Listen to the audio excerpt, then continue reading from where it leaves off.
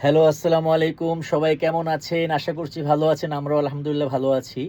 তো আজকে নতুন একটি গানের রেকর্ডিং শেষ করা হলো। তো গানটি লিখেছি আমি, সুর করেছি আমি। ফার্স্ট টাইম লিখেছি, ফার্স্ট টাইম সুর করেছি। আর আমার সৌভাগ্য হয়েছে আমার এই গানে এন ফরহাদ এবং স্বর্ণা গেয়েছে।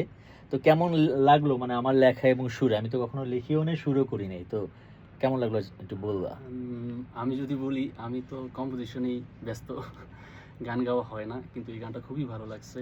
তাই আমি শুভ্র ভাইকে বললাম যে আমিই গাইবো গানটা। আর শুভ্র ভাইও মানে হ্যাঁ ঠিক আছে, ওকে করা যায়। আমার তারপর কাছে খুবই ভালো লাগলো। গানটা হচ্ছে লাল টুকটুক ময়না পাখি গানটার নাম। খুবই সুন্দর, খুবই মিষ্টি একটি সফট রোমান্টিক গান। তো গানের কম্পোজিশন তো ভাই করেছে এবং ভাইকে অনেক ধন্যবাদ আমাকে চুজ করার জন্য গানটার জন্য। আমার কাছে খুবই ভালো লেগেছে। স্বর্ণা, তুমি কি ২ লাইন একটু খালি মানে ভয়েস একটু শোনাবে আমাদেরকে? হ্যাঁ, শিওর। লাল টুকটুক ময়না পাখি তার চোখেতে আমায় দেখি। আর গাওয়া যাবে না, বাকিটা আপনারা শুনে আসবেন।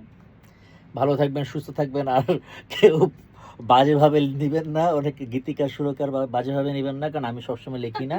এটা এমনি মজা করে মানে হয়ে গিয়েছে। হয় না অনেক সুন্দর সময়? হয়েছে ভাই, সুন্দর এই হয়েছে। আরকি। ভালো লাগবে। ভালো থাকবেন, সুস্থ থাকবেন। আসসালামু আলাইকুম।